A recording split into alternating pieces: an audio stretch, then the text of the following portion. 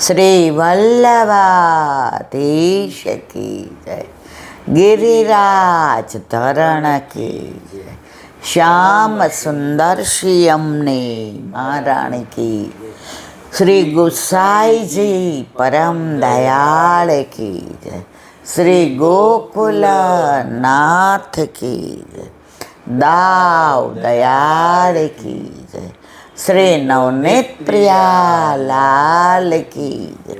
अपने माथे बिराता सेव्य स्वरूप की जय।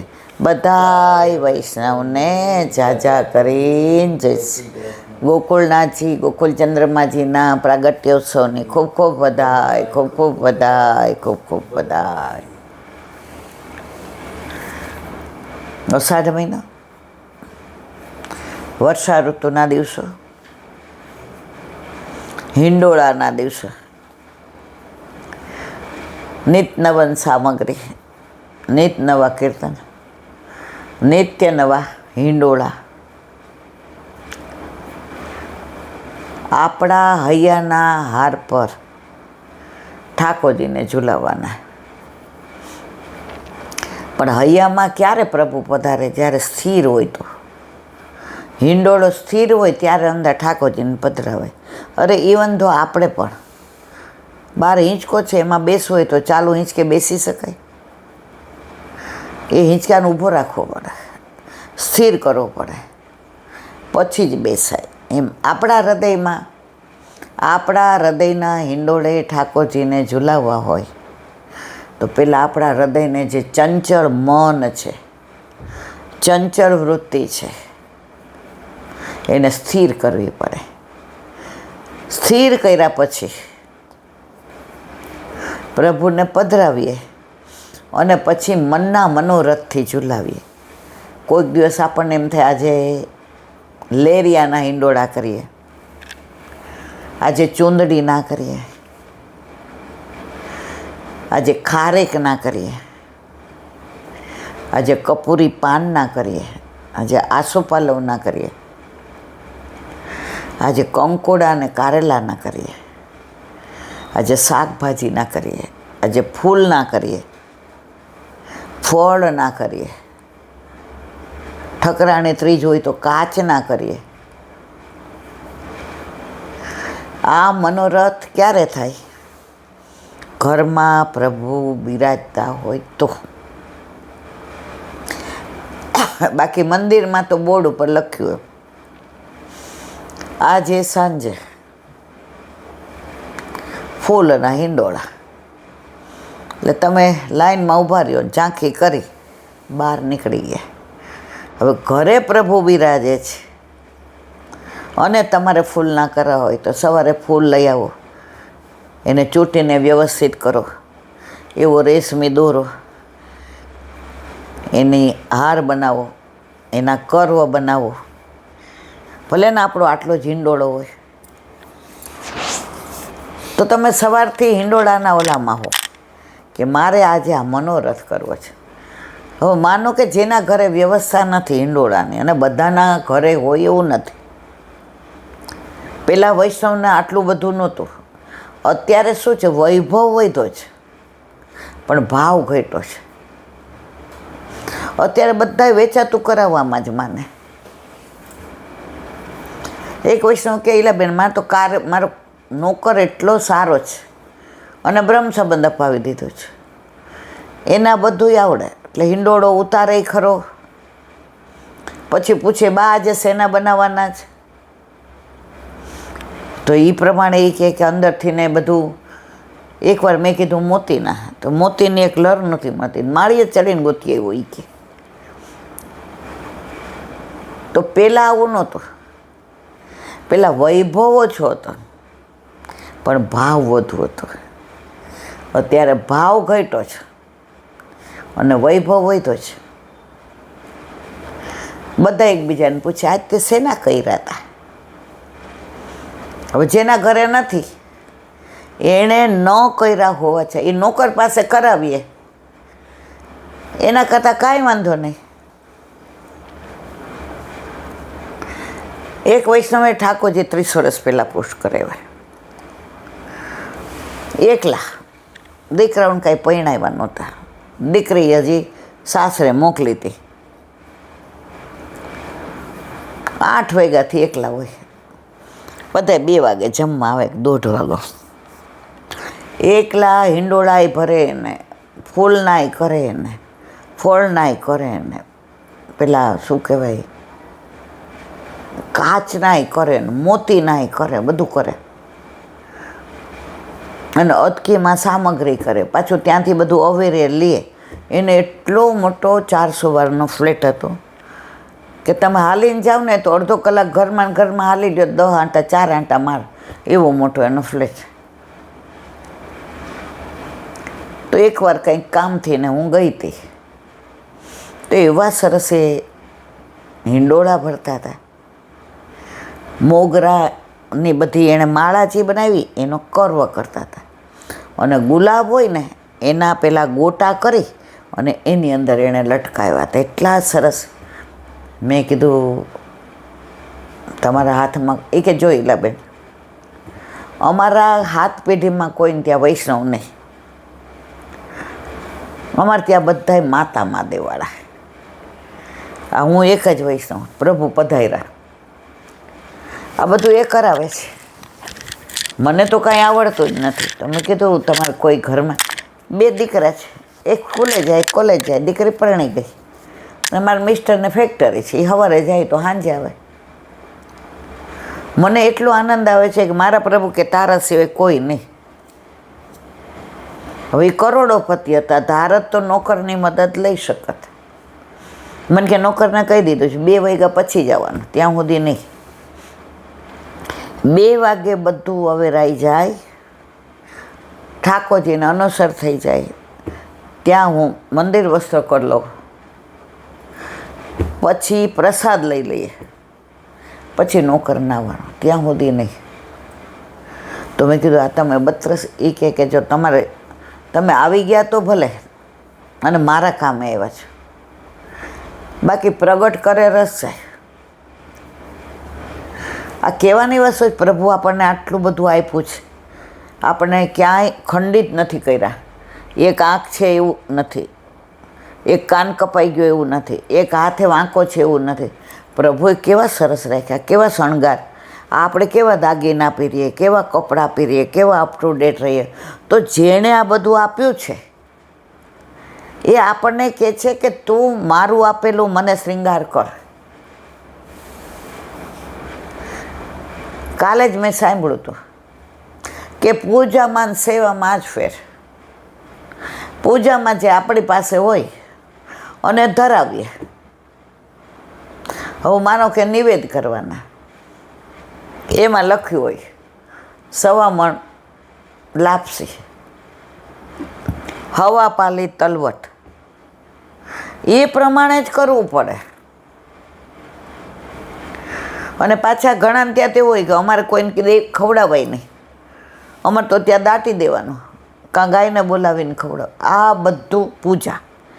તો કે સેવામાં, તો કે જેણે આપ્યું છે, જેણે આ બધું આપણને આપ્યું છે, એના તત્સુખનો વિચાર કરી અને એને બધું ધરવાનું ને એને બધું સમર્પણ કરવાનું, અને એ પાછું આપણને આપે, એ સેવા છે. પ્રભુના એણે આપેલા વસ્તુ દ્વારા એના જ સુખનો વિચાર. જો આમાં આપણું તો કાંઈ નથી. અને આપણે તો બધા એ બધી જાતને એકલા હતા તો કરતા હતા. હવે એને દીકરાને પરણાવ્યો, વહુ આવી, નાનું ટેણ્યું, એટલે ઓલા બેનની હવે ઉંમર થઈ. ત્યારે મારાથી મોટા હતા 2-4 વર્ષ, એટલે અત્યારે મારા જેવડા જ ને કેવા. તો હમણાં મને કહેતા હતા, મને કહેલા બેન અત્યારે હવે પહેલાં જેવું કાંઈ થતું નથી. હિંડોળાય છે, 32 દિવસના સાજ છે. વહુને મેં એમ કીધું કે તારે નાના છોકરા, એટલે કે સાચી વાત મમ્મી, સેજ મોટા થાય એટલે કેસ કરશો. તો અત્યારે હિંડોળાને માળીએથી ઉતારતા નથી. મેં તો કાંઈ વાંધો નહીં, પ્રભુએ આપણને તો કરાવ્યું ને. જો વ્યર્થ આપણે ઘરમાં ક્લેશ કરીને કરીએ ને તો ઠાકોરજીને ગમે નહીં. મેં શ્યામ રાખે તેમાં એ કે શરૂઆતમાં બહુ જીવ બળતો હતો કે એકલી હતી ને આટલું બધું કરતી હતી. હવે 2 જણા થયા તોય કાંઈ થતું નથી. પહેલાં તો એલાબેન સામગ્રી એકલી કરતી. હવે તો એ કે આપણી ઉંમરને તબિયત એટલે સામગ્રી એટલી ન થાય. અને હવે આપણે કાંઈ મેં કે જો વળી બોલ્યા શ્યામ રાખે તેમ રહીએ ઉદ્ધવજી, શ્યામ રાખે તેમ રહીએ. મારા શ્યામને કાંઈ નવ કહીએ ઉદ્ધવજી, મારા શ્યામને કાંઈ નવ કહીએ. જે સમય સંજોગ પ્રમાણે પ્રભુને જેની સેવા લેવી હોય એટલું જ થાય. એ કે પેલા મારા ઘરે વૈષ્ણવ હોય એટલા આવતા સાંજે. અને મોસ્ટલી કે કાં ખીચું બનાવું ને કાં મારા ખમણ ઈલાબેન બહુ સરસ થાય. અડધો કલાકમાં હું ખમણ બધાને પીરસી દઉં. મને કાં ચટપટી. મેં કીધું એ આ નવું આવ્યું. મને કે મમરા હોય ને એને સહેજ પલાળ દેવાના અને હરખો વઘાર મૂકીને જીરું ને કેપ્સિકમ ને આદું છીનેલું ને લીમડો ને તલ ને નાખીને વઘાર દેવાના. અરે આ શિંગદાણા સોંતરી દેવાના અને એની અંદર ઓલા પલાળેલા આ નાખવાના. શું? મમરા. ઓલા જે પલાળેલા હોય. અને પછી અંદર લીંબુ ને સહેજ ખાંડનો ભૂકો અને કોથમીર છાંટીએ. બધાને બેસાડી દો. હવે એ કે વૈષ્ણવ આવે તો જે બનાવ્યું હોય પ્રસાદ લેવડાવો. એટલે મેં કીધું જો તમે દુઃખ મનમાં કરો છો, તમારે રાજી થવાનું મારા ઠાકોરજીને મારા હાથની જ સેવા લેવી હતી. તમારા હાથની લીધી? મને કે હા. મેં તો વૈષ્ણવ તમારા હાથે જ ખમણ ને ખીચું ને ચટપટી ને પૌવા ને લેતા હતા. મેં તો અમે આવતા હતા. અત્યારે એ કે મેં કીધું વ્યથા નહીં કરવાની. જે પાણીએ મગ ચડે ને એ પાણીએ ચડાવવાના, નહીંતર કોયડું રહી જાય. પરિવર્તન જીવનનો નિયમ છે. રાજી થવાનું.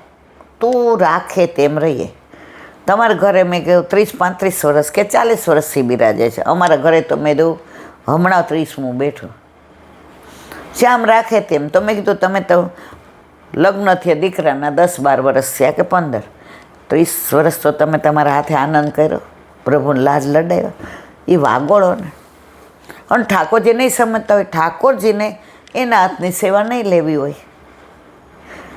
નહીં તો ધારે તો બધું કરી શકે, બધું તૈયાર છે, બધું કરી શકે. પણ આપણે કીધું કે તારે એટલે કે હા હમણાં નહીં પછી બસ સરસ. એટલે એક નિયમ જીવનનો, જેની સેવા પ્રભુએ લેવી હોય એ જ લઈ શકે. બાકી જીવનું કોઈ સામર્થ્ય નહીં કે હું કરું એ જ અજ્ઞાનતા, સકટનો ભાર જેમ શ્વાન તાણે. અત્યારે એ કે 2 કીર્તન નહીં પરાણે ગાઉં છું. મેં તો કાંઈ નહીં, તમે ઓલા દર્પણથી મને કે એ જ કરું છું. 2-3 દી શરૂઆતમાં એવું થાય કે હિંડોળાય છે. મેં તો ના, એ તમે યાદ કરો ઠાકોરજીને દુઃખ થાય. આપણે હૈયાના હાર પર ઝુલાવો. હવે સ્વસ્થ થયા. મારે કહેવાના શયે તમે મન વિનાની સેવા કોઈ પાસે કરાવો ને એ પ્રભુને ના ગમે. ચાહીને એને આનંદ આવવો જોઈએ. હાલો ને મમ્મી આજે આપણે ફૂલના મોગરા બહુ સરસ મળે છે તો મોગરાના હિંડોળા કરીએ. તમે મને લાઈનો ભરી દો, હું હિંડોળા ભરી દઉં. અડધો કલાક થાય. ભલે 2 કીર્તન ગાય એટલી વાર ઠાકોરજી ઝૂલે તો કેવા પ્રસન્ન થાય. પણ એ હરખ ન હોય અને પરાણે કાલ ઓલો છોકરો પરમદી નહોતો એવો ધરાર કરાવે. ધરાર કાંઈ કરાવવાનું નહીં. પ્રભુએ એના હાથની સેવા લેવી હોય તો એને હા પાડે, ન લેવી હોય તો ના પાડે.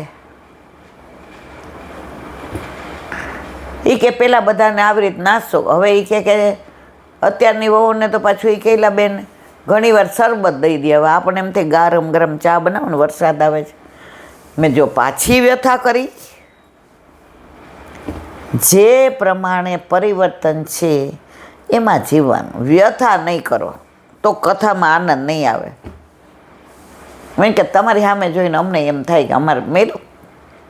આ બધું આપણે નથી કરતા, પ્રભુને કરાવે છે.